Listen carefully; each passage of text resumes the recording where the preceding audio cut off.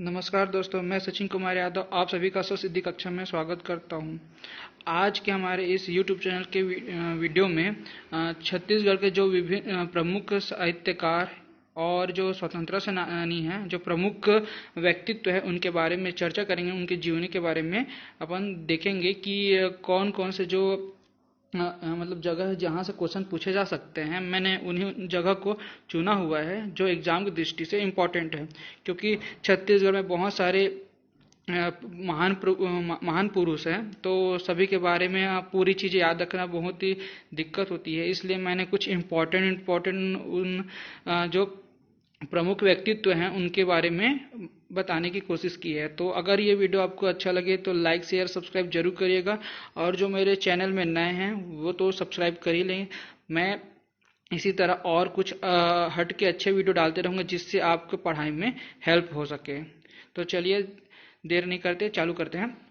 तो हमारे छत्तीसगढ़ के जो सबसे पहले प्रमुख व्यक्तित्व हैं, तो पहले हैं गुरु घासीदास जी। इनका जन्म जो है 18 दिसंबर 1756 में हुआ है, और इनका जो स्थान है, जन्म स्थान गिरोधपुरी है, जो कि वर्तमान में बलौदा बाजार में है। और यही जो है इनकी जो गुरु निवास और गुरु गद्दी स्थित है। तो यहाँ से क्वेश्चन पूछे जा सकते हैं कि गुरु घासीदास का जो गुरु गद्दी या गुरु निवास कहाँ है, तो गिरोधपुरी। इसके पश्चात देखेंगे ज्ञान प्राप्ति। तो ज्ञान प्राप्ति कहाँ हुआ है इनको, छाता पहाड़ में औरा धौरा वृक्ष के नीचे। ये जो है बलौदा बाजार में है और गिरोधपुरी के पास ही है। तो ये याद रखिएगा, छाता पहाड़ औरा धौरा वृक्ष के नीचे, सोनाखान, बलौदा बाजार में। इसके बाद इसी में एक चीज और याद रख लेते हैं, ये जो औरा धौरा वृक्ष के जो नीचे जहाँ ज्ञान प्राप्ति हुई थी घासीदास जी को, उन्हें सत्य ज्ञान तीर्थ स्थल भी कहते हैं। तो क्वेश्चन पूछ सकता है कि गुरु घासीदास जी का सत्य ज्ञान तीर्थ स्थल कहाँ है, तो औरा धौरा वृक्ष छाता पहाड़ के पास है। इसके साथ ही और देखते हैं, गुरु घासीदास जी ने सतनाम का उद्देश्य सप्त सिद्धांत भंडारपुरी में दिया था। तो ये भी पूछा जा सकता है कि सप्त सिद्धांत गुरु घासीदास जी ने कहाँ दिया था, तो ये है भंडारपुरी में दिया हुआ था। तो ये भंडारपुरी, छाता पहाड़ और गिरोधपुरी, ये तीनों में कंफ्यूजन रहता, तो इसको ध्यान दीजिएगा कि जो उनका बर्थ स्टेट मतलब बर्थ प्लेस कौन सा है, गिरोधपुरी है, जहाँ उनकी गुरु निवास गुरु गद्दी स्थित है। एक क्वेश्चन बनेगा। दूसरा, ज्ञान प्राप्ति कहाँ हुआ, तो छाता पहाड़, सोना खान के पास, बलौदा बाजार में। और सत्य ज्ञान, इसी स्थल को क्या बोलते हैं, सत्य ज्ञान तीर्थ स्थल बोलते हैं। क्या बोलते हैं इनको, सत्य ज्ञान तीर्थ स्थल बोलते हैं इसको, ठीक है। तो याद रखिएगा। उसके बाद गुरु घासीदास जी के जो सतनाम का उद्देश्य सप्त सिद्धांत कहाँ दिया था, तो भंडारपुरी में दिया था, याद रखिएगा। इसके बाद नेक्स्ट है, इन्होंने 1920 में सतनाम पंथ की स्थापना की थी। तो ये भी क्वेश्चन बहुत ही ज्यादा इंपॉर्टेंट है कि गुरु घासीदास जी ने सतनाम पंथ की स्थापना कब की थी, तो 1920 में, ये याद रखिएगा। इसके बाद है गिरोधपुरी में जैत खाम है। तो ये सभी को जानते हैं कि छत्तीसगढ़ के जो गिरोधपुरी बलौदा बाजार में जैत खाम है, जिसकी ऊंचाई कितनी है, 77 मीटर है। कितनी मीटर है, 77 मीटर है। और इसका व्यास कितना है, 60 मीटर है। और इसके निर्माण में टोटल जो छत्तीसगढ़ राज्य को कितना खर्चा आया था, तो 52 करोड़ क्या आया था, इसका खर्चा आया था, जो कि कुतुब मीनार से भी ऊंचा है वर्तमान में। पहले कुतुब मीनार से ऊंचा था, लेकिन उसकी जो 2-3 इमारत जो है वो क्या हो चुकी है, टूट चुकी है। तो उसके चलते ये जो है ऊंचा हो गया है। इसके पश्चात 2001 से जब से छत्तीसगढ़ बना, 2001 से छत्तीसगढ़ शासन ने इनकी स्मृति में सामाजिक चेतना और सामाजिक न्याय, क्या है, सामाजिक चेतना और सामाजिक न्याय के क्षेत्र में अच्छे कार्य करने के लिए गुरु घासीदास जी पुरस्कार प्रदान किया जाता है। तो ये याद रखिएगा। और इनके बारे में, इनकी जो पुरस्कार राशि कितनी रहती है, ये मैं अगला जो वीडियो बनाऊंगा पुरस्कार से संबंधित, उस पर बताऊंगा। तो इसके बाद उनके नाम पर 1983 में, ये भी बहुत ज़्यादा इंपॉर्टेंट क्वेश्चन है कि उनके नाम पे 1983 में कोनी में गुरु घासीदास कॉलेज खोला गया, लेकिन इनको भी सेंट्रल यूनिवर्सिटी का दर्जा नहीं था। उसके बाद 2009 में, ये याद रखने की बात है कि गुरु घासीदास जो विश्वविद्यालय को किस वर्ष केंद्रीय विश्वविद्यालय का दर्जा दिया गया है, तो 2009 में केंद्रीय विश्वविद्यालय का दर्जा दिया गया है। तो इस तरह गुरु घासीदास जी के बारे में जो बहुत महत्वपूर्ण बातें थी वो मैंने बताया। इसके बाद अगला देखते हैं, अगला जो है वीर नारायण सिंह है। तो वीर नारायण सिंह जो, इनका जो जन्म है 1795, क्लियर। तो 1795 में इनका जन्म स्थान है, और इनका जो जन्म स्थान है वो सोना खान में है। तो सोना खान कहाँ है? बलौदा बाजार में, याद रखिएगा। सोना खान कहाँ है? बलौदा बाजार में। इनके जो राम साय, इनके जो पिताजी राम साय सिंह, इनके पिताजी जो है ये सोना खान के जमींदार थे। और उस समय जो अंग्रेजी शासन में सबसे ज्यादा चर्चित इन्हीं के मतलब फादर थे, कि सबसे ज्यादा चर्चित थे। ये किसी का मतलब अंग्रेज का किसी का सुना नहीं करते थे, ये अपनी बस करते थे, इसलिए उस समय बहुत ही ज्यादा फेमस थे ये। तो ये बात याद रखिएगा, सोना खान के जमींदार थे। और ये कौन सी जाति से बिलोंग करते थे? तो बिंजवार जाति से। याद रखिएगा कि वीर नारायण सिंह जो है बिंजवार जाति के थे, ये याद रखिएगा। ये क्वेश्चन बार बार पूछता है, पीएससी हो या सीजी व्यापम तो पूछता ही है, ठीक है। इसके बाद ये याद रखेंगे 1856 में जो बलौदा बाजार है उस एरिया में अकाल पड़ा, जिसे सोना खान के जो लोग हैं ना वो अन्न के लिए तरसने लगे हैं। तो जो वीर नारायण सिंह है वो अन्न के मतलब के लिए जाके पहले कसडोल के जो व्यापारी था माखन लाल, इसके पास अन्न का अपूर्ण मतलब भंडार था, मतलब बहुत ज्यादा भंडार था इसके पास। तो इनसे पहले रिक्वेस्ट की है कि हमको जितनी मतलब जरूरत है उतनी अन्न दे दे और उसके बदले में इनको ब्याज देंगे। लेकिन ये माखन लाल जो थे ये अंग्रेजों से मिले हुए थे और इन्होंने वहाँ के जो लोगों को परेशान करने के लिए अन्न नहीं दिया। तब सोना खान ने यह बोला कि हम लड़ के मर जाएंगे लेकिन भूखे नहीं मरेंगे, बोल के जाके सीधा माखन लाल के जो अन्न भंडार है उसको लूटा। जिसके कारण फिर माखन लाल किसे मिले हुए थे? अंग्रेजों से। तो अंग्रेज के उस समय डिप्टी कमिश्नर थे इलियट। तो इलियट ने क्या किया? इलियट ने सीधा सोना खान को मतलब पकड़ने के लिए वारंट निकाला। तो वो पहले उसको वीर नारायण सिंह को पकड़ने के लिए क्या किया? वारंट निकाला। फिर वीर नारायण सिंह को उन्होंने 24 अक्टूबर 1856 में पकड़ लिया। कब पकड़ लिया? 24 अक्टूबर 1856 में इलियट ने पकड़ा। उसके बाद जैसे ही वीर नारायण सिंह को पकड़ा गया, उसके बाद क्या हुआ कि वहां के लोग एकदम दुखी हो गए कि हमारे नेता को पकड़ लिया गया करके। फिर वो क्या हुआ कि सुरेंद्र साय जो संबलपुर के जो मतलब वो थे, मतलब एक बोला जाए वहां के मतलब शासक थे। तो सुरेंद्र साय ने क्या किया कि इनकी हेल्प की और इनको रायपुर के जो जेल है वहां से छुड़ाया और वहां से छुड़ा के ये भाग निकले। तो इस प्रकार जो अगर क्वेश्चन पूछ सकता है कि वीर नारायण सिंह की हेल्प किसने की थी, तो सुरेंद्र साय ने की थी और वो ओडिशा से बिलोंग करते हैं, याद रखिएगा। और उसके बाद पश्चात ये जब वहां जेल से भाग गए, उसके बाद फिर मतलब इनको पकड़ने के लिए स्मिथ ने वारंट निकाला और स्मिथ ने से पुनः इनको गिरफ्तार कर लिया 1857 में। 1856 में इलियट ने पकड़ा और 1857 में स्मिथ ने पकड़ा। और स्मिथ ने पकड़ने के साथ ही अपना दहशत फैलाने के लिए रायपुर के जय स्तंभ में 10 दिसंबर, ये डेट बहुत ही ज्यादा इंपॉर्टेंट है, 10 दिसंबर 1857। तो 10 दिसंबर 1857 को वीर नारायण सिंह को फांसी दी गई। अतः इन्हें छत्तीसगढ़ का जो है स्वतंत्रता आंदोलन का प्रथम शहीद माना जाता है। तो छत्तीसगढ़ स्वतंत्रता आंदोलन के प्रथम शहीद कौन है? तो वीर नारायण सिंह है।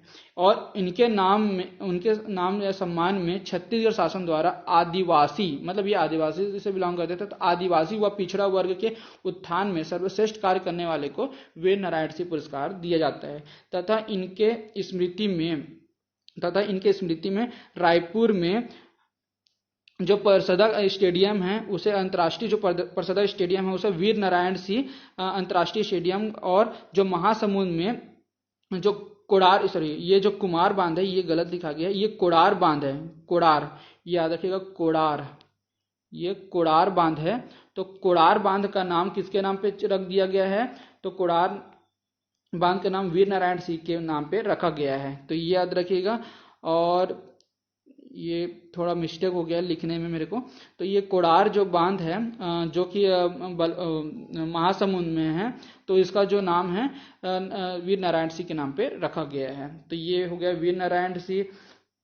इसके बाद अगला चलते हैं, अगला है वीर हनुमान सिंह, ठीक है। तो इनका नाम भी बहुत ही ज़्यादा इम्पोर्टेंट है, इनके बारे में भी बहुत ही ज़्यादा मतलब उतना उनका जीवन व्यक्ति के बारे में नहीं मिला, फिर भी मतलब इनका जो कार्य है उनके बारे में बहुत ही ज़्यादा मतलब छत्तीसगढ़ में चर्चित है ये। तो जो थर्ड है वीर हनुमान सिंह हैं, इनका जन्म है 1833 में इनका जन्म हुआ था। स्थान रायपुर माना गया है, रायपुर के बैसवाड़ा के राजपूत थे ये, ठीक है। तो ये मतलब रायपुर में से जन्म स्थान माना गया है, और ये बैसवाड़ा के राजपूत थे, याद रखना। ये कौन से राजपूत थे? बैसवाड़ा के राजपूत थे। वीर नारायण सिंह को शहादत से मतलब जो वीर नारायण सिंह है ना, उनको जब फांसी दी गई उसके ठीक 39 दिन बाद इनको मतलब बुरा लगा कि हमारे इतना मतलब कोई शोषण कर रहा है, उसके बाद भी मतलब हम शांत बैठे हैं, लेकिन वीर नारायण सिंह ने मतलब आवाज उठाया और उनको मतलब फांसी दिया गया 10 दिसंबर 1857 में। तो सॉरी 10 दिसंबर 1858 होगा, एक मिनट, हाँ 10 दिसंबर 1857, ये 10 दिसंबर 1857 को उनको फांसी दी गई। और इसी मतलब फांसी की वजह से मतलब इनको क्या हुआ कि बुरा लगा। तो ये ठीक उनके फांसी के 39 दिन बाद जो है इन्होंने अंग्रेजों के खिलाफ क्या कर दिया? विद्रोह कर दिया। और जो हनुमान सिंह थी, जो इन्हें हनुमान सिंह, ये रायपुर के 3rd रेगुलर रेजिमेंट मतलब फौजी छावनी के मैगजीन लश्कर थे, यानी इनका जो पोस्ट था मैगजीन लश्कर का था। तो ये उस पोस्ट पे थे। उस पोस्ट पे रहने के बावजूद उस पोस्ट से मतलब हटते हुए उन्होंने बदला लेने की सोची, और 18 जनवरी 1858 18 जनवरी 1858 है, ये गलत लिखा हुआ है। 18 जनवरी 1858 में उन्होंने सार्जेंट मेजर सिडबिल, क्या नाम है, उन्होंने सार्जेंट मेजर सिडबेल पर 9 प्रहार कर उनकी हत्या कर दी, जो कि भारत के मंगल पांडे के द्वारा की गई घटना के समान थी। इसलिए वीर हनुमान सिंह जी को छत्तीसगढ़ का मंगल पांडे कहते हैं। इस घटना में उनके साथ कितने साथी थे? तो 17 अन्य और साथी थे, ठीक है। तो 17 और अन्य और साथी शामिल थे, लेकिन 17 जो थे मुख्य थे, ये याद रखिएगा। 17 साथी जो थे मुख्य थे। और ये जो यहाँ पर लिखा हुआ हूँ कि उनको जो सार्जेंट मेजर को कब मारा था, तो ये 1858 होगा, ठीक है। तो 18 जनवरी 1858 में उनको मारे थे। और 10 दिसंबर 1857 को वीर नारायण सिंह को फांसी दी गई थी, ये याद रखिएगा दोनों डेट। उनके इस विद्रोह की वजह से, ठीक है, तो उनके इस विद्रोह की वजह से 22 जनवरी 1858, तो 22 देखो 18 जनवरी को उन्होंने विद्रोह किया, और 22 जनवरी को उनको क्या कर दिया गया? फांसी दे दिया गया खुलेआम पकड़ के। तो ये चीज याद रखिएगा। इन्हें छत्तीसगढ़ के प्रथम स्वतंत्रता सेनानी शहीद माने जाते हैं। ये प्रथम स्वतंत्रता सेनानी शहीद माने जाते हैं, वो प्रथम स्वतंत्रता आंदोलन के शहीद माने जाते हैं, ये याद रखिएगा। छत्तीसगढ़ शासन द्वारा खेल प्रशिक्षकों मतलब जो खेल में जो प्रशिक्षक देते हैं, जो कोच रहते हैं, कोच के द्वारा सर्वश्रेष्ठ कार्य करने के लिए वीर हनुमान सिंह सम्मान दिया जाता है, याद रखिएगा। वीर हनुमान सिंह सम्मान क्या है? खेल प्रशिक्षकों के सर्वश्रेष्ठ कार्य के लिए दिया जाता है, ये याद रखिएगा। तो ये तीसरा हो गया वीर हनुमान सिंह।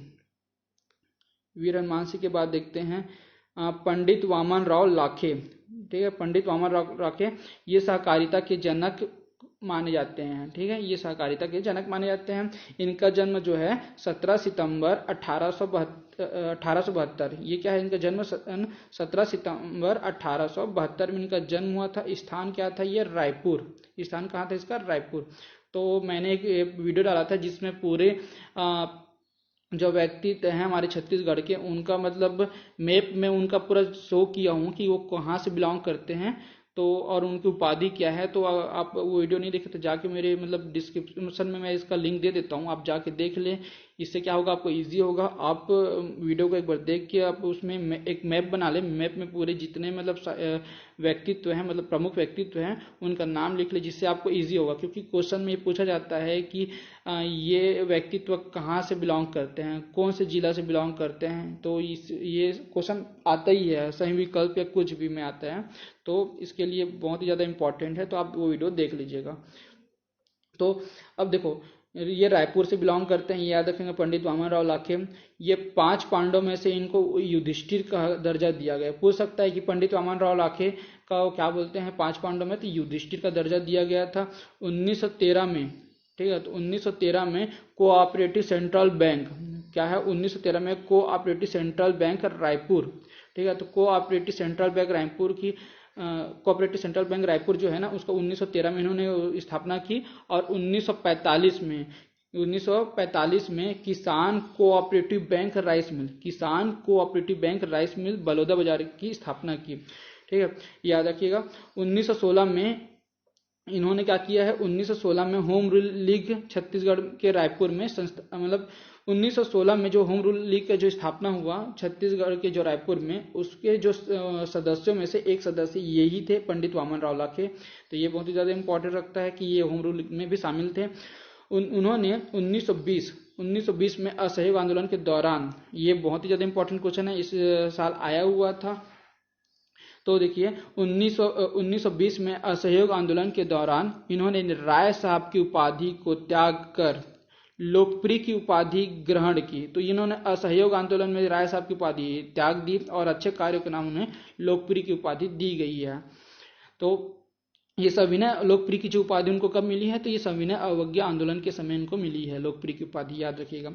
पंडित वामन राव लाखे माधवराव सप्रे के मतलब सहपाठी थे और मित्र भी थे, साथ में पढ़ते थे और दोस्त भी थे ये अच्छे खासे।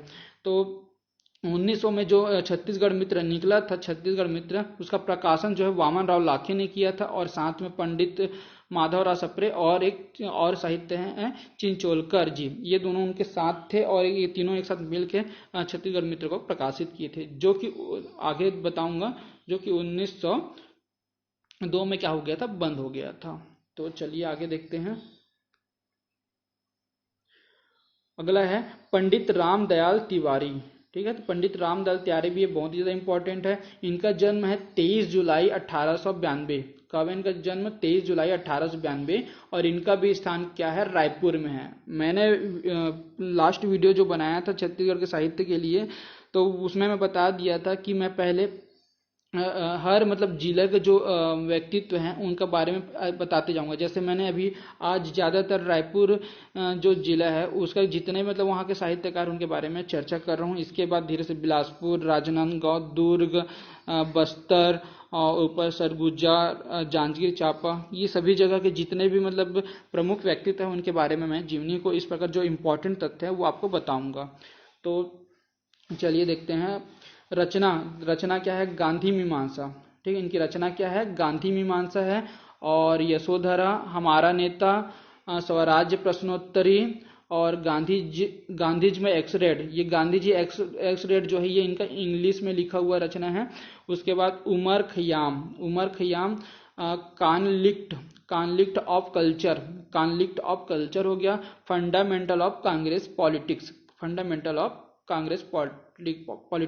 है ना। तो याद रखिएगा कांग्रेस पॉलिटिक्स मतलब ये गांधी जी याद रखना, गांधी जी कहाँ के थे, कांग्रेस मतलब सीधी बात है। उसके बाद गांधीज में ये भी पता चल जाएगा कि गांधी मीमांसा, गांधीज में एक्सरेड, यशोधरा, हमारा नेता मतलब गांधी जी याद रख लेना, और फंडामेंटल ऑफ कांग्रेस पॉलिटिक्स याद रख लेना। ये सब चीज करके ना ये आप एक ट्रिक बनाते जाना, क्योंकि सभी जो व्यक्तित्व है कुछ न कुछ रचना करते थे, खाली बैठे रहते थे मतलब वो रचना करते बैठे रहते थे, जेल में भी करते रहते थे, कहीं भी हैं तो वो एक अपने एक्सपीरियंस को लिखते थे और एक मतलब अपना एक्सपीरियंस लिख के बताते कि क्या कैसा सिचुएशन था। तो वही सब रचनाएं हैं। तो बहुत सारा हो जाता है, इसलिए इसके लिए आप स्वयं एक अलग अलग ट्रिक से मतलब इसको पढ़ने का कोशिश करिएगा। इसके बाद अगला जो पॉइंट है, ये छत्तीसगढ़ के विद्यासागर कहलाते हैं। तो ये क्वेश्चन पूछे जा सकते हैं कि छत्तीसगढ़ के विद्यासागर किसे कहते हैं, तो ये जो है पंडित रामदयाल तिवारी को छत्तीसगढ़ का विद्यासागर कहते हैं। तथा रायगढ़ में मुकुटधर पांडे के भी टीचर थे। तो ये बहुत ही ज़्यादा इंपॉर्टेंट है कि जैसे मुकुटधर पांडे जो है मतलब इनके जो स्टूडेंट थे, ये याद रखिएगा, ठीक है। तो अगला चलते हैं, यति यतन लाल, ठीक है। यति यतन लाल जो है जन्म है 1894, इनका जो जन्म है 1894 में हुआ था। स्थान जो है इनका बीकानेर है। क्या स्थान, बीकानेर राजस्थान है। बीकानेर राजस्थान से ये कहाँ है, रायपुर आए। रायपुर में इनको कौन लाए हैं, तो सतगढ़ी विवेकाधन, ये संत गढ़ी विवेकवर्धन जो इन्होंने रायपुर लाए थे, ये जैन धर्म से संबंधित थे। तो यति यतन लाल भी जैन धर्म से संबंधित हुए, ठीक है, तो ये याद रखिएगा। और इनका जो जन्म 1894 में हुआ था। और ये जो है 1930 में सविनय अवज्ञा आंदोलन में भाग लिया। रायपुर में पिकेटिंग का कार्य प्रारंभ हुआ। तो इस कार्य का संचालन यति यतन लाल ने, ये मिस्टेक हुआ है, यति यतन लाल है ये, तो यति यतन लाल जी ने, और जमुना लाल चोपड़ा, यति यतन लाल, जमुना लाल चोपड़ा और महंत पुरुषोत्तम दास, ये तीनों मिलकर क्या क्या पिकेटिंग का जो वर्क था उसको किए थे रायपुर में। सितंबर 1930 में, सितंबर 1930 में, ठीक है, सितंबर 1930 में महासमुंद तमोरा में जंगल सत्याग्रह हुआ था। उसका संचालन भी यति यतन लाल और शंकर राव गौनद वालों ने किया था, दोनों मिलकर किए थे, यति यतन लाल और शंकर राव गौनद वालों ने जो तमोरा जंगल सत्याग्रह है ना उसका क्या संचालन किए थे। लोगों को इसके बाद क्या हुआ था, 1934 में एक महामारी आई थी हैजा, इसके लिए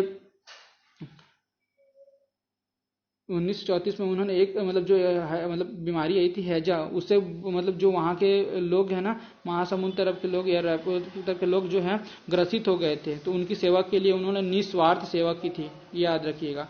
1942 में भारत छोड़ो आंदोलन में इन्होंने भाग लिया। इनका कथन था, मैं आज जो कुछ भी हूँ, ठीक है, इनका कथन था, मैं आज जो कुछ भी हूँ सिर्फ अपने सदगुरु के कारण हूँ, क्योंकि उनके जो ये जो विवेकवर्धन जो जैन धर्म के गुरु थे, इन्होंने उनका पालन पोषण किया था, इसलिए वो बोले मैं आज जो कुछ भी हूँ सिर्फ अपने सदगुरु के कारण ही हूँ।